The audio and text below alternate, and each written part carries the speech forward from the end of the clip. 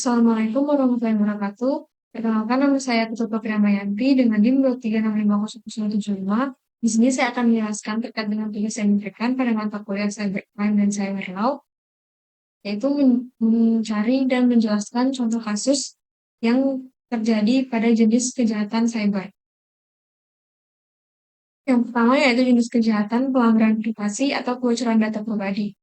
Kasus yang pertama terjadi pada kebocoran data Tokopedia pada tahun 2020.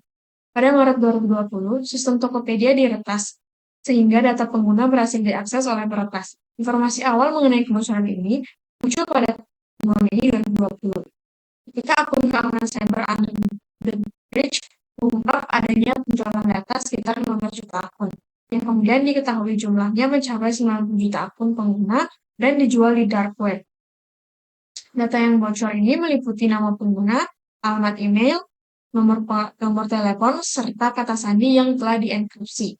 Tokopedia mengakui insiden tersebut dan menegaskan bahwa tidak ada kata sandi dalam bentuk teks asli yang bocor, serta melakukan investigasi internal, peningkatan sistem keamanan, dan mengimbau pengguna untuk mengganti kata sandi guna mencegah penyalahgunaan data. Info selanjutnya dapat dibaca di CNN Indonesia.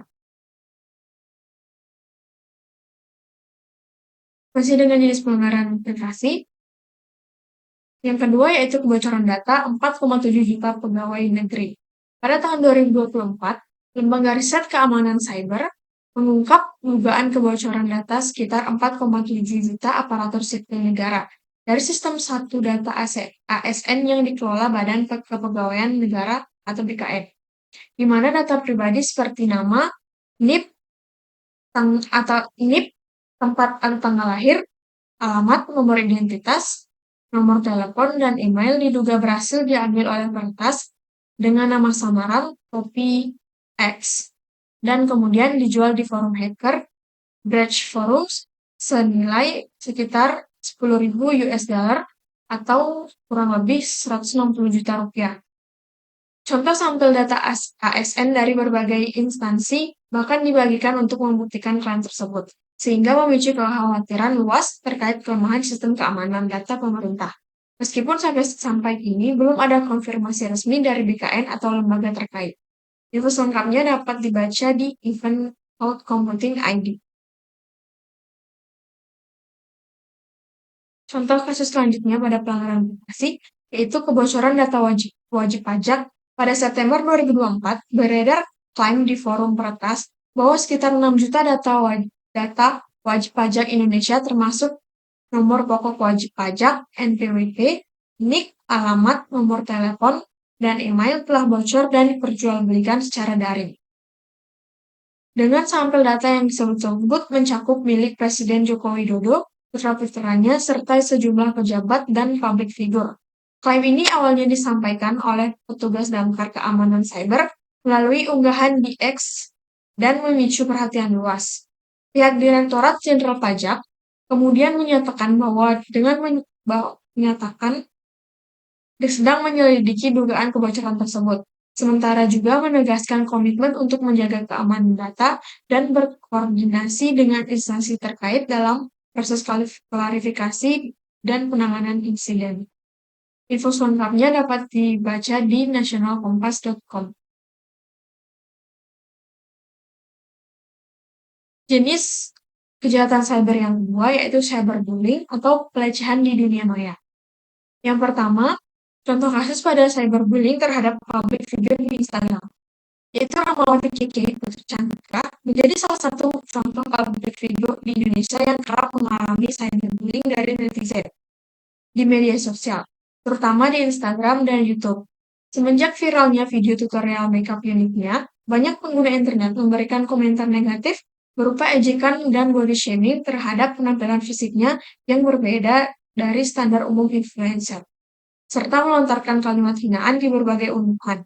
Sehingga pengalaman tersebut mencerminkan bagaimana penyalahgunaan media sosial untuk merendahkan orang lain dapat berdampak psikologis bagi korban. Info selengkapnya dapat dibaca di www.kompasiana.com. Contoh kasus yang kedua yaitu kasus siswi SMA di Pontianak. Kasus ini bermula dari saling ejek di media sosial antara Audrey, siswi SMPN 17 Pontianak, dengan beberapa siswi SMA di Pontianak, yang memicu konflik dan ajakan bertemu.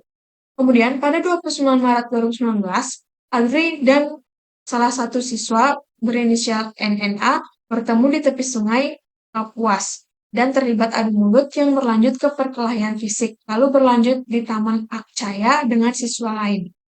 Setelah kejadian itu, Ibu Audrey melapor ke polisi dan kasus ini kemudian dicecar penyelidikan hingga 3 siswi SMA ditetapkan sebagai tersangka. Kisah Audrey ini menyebar luas di media sosial dengan tagar "Justice for Audrey" yang menjadi viral dan memicu perhatian publik serta diskusi tentang perundangan di media sosial. Info selengkapnya dapat dibaca di newsdetik.com.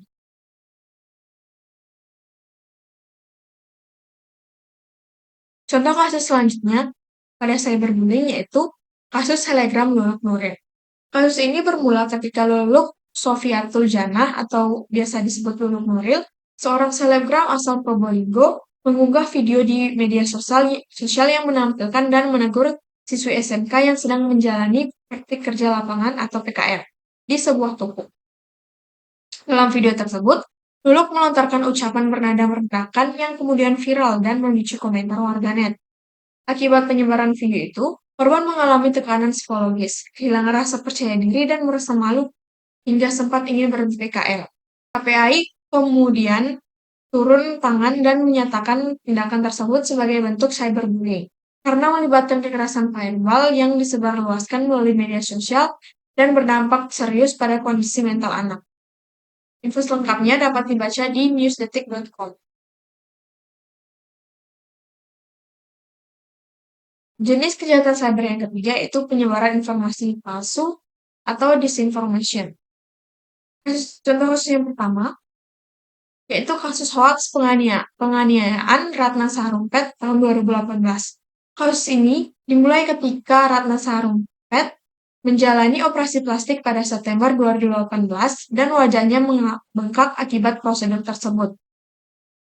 Karena merasa malu, Ratna kemudian mengaku bahwa ia dipukul orang tak dikenal di Bandung dan menyebarkan foto wajah lebam itu melalui media sosial dan pesan pribadi, yang kemudian viral dan memicu keprihatinan publik serta respons tokoh-tokoh publik.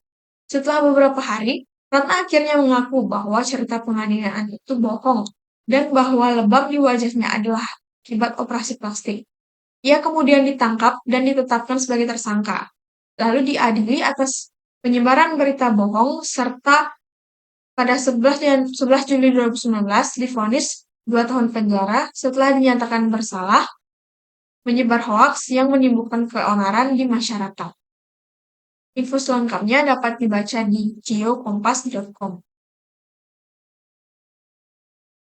Contoh kasus yang kedua yaitu kasus hoaks Sunda Empire tahun 2020. Kasus Sunda Empire bermula pada awal 2020 saat kelompok ini menyebarkan klaim melalui media sosial dan pernyataan publik bahwa mereka adalah kekaisaran global yang menguasai dunia dan memiliki hubungan dengan PBB.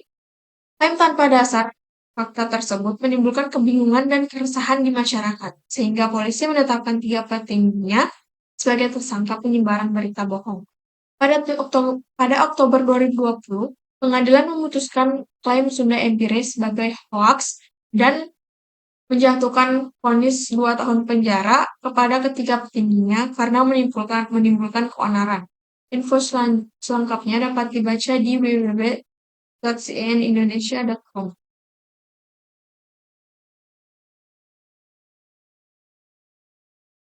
Contoh kasus selanjutnya yaitu kasus hoax 7 kontainer surat suara tercoblos pada tahun 2019.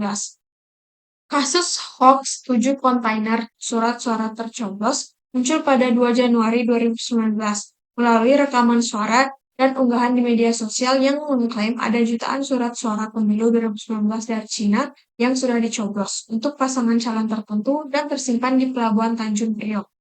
Isu ini cepat menyebar dan sempat mendapat perhatian publik setelah ikut disinggung oleh tokoh politik. Namun, KPU bersama Bawaslu dan Bea Cukai segera melakukan tindakan pengecekan langsung dan memastikan informasi tersebut tidak benar karena tidak ditemukan kontainer seperti yang diklaim, sehingga dinyatakan sebagai hoax, dilaporkan ke polisi dan berujung pada penangkapan serta proses hukum terhadap pihak-pihak yang menyebarkannya.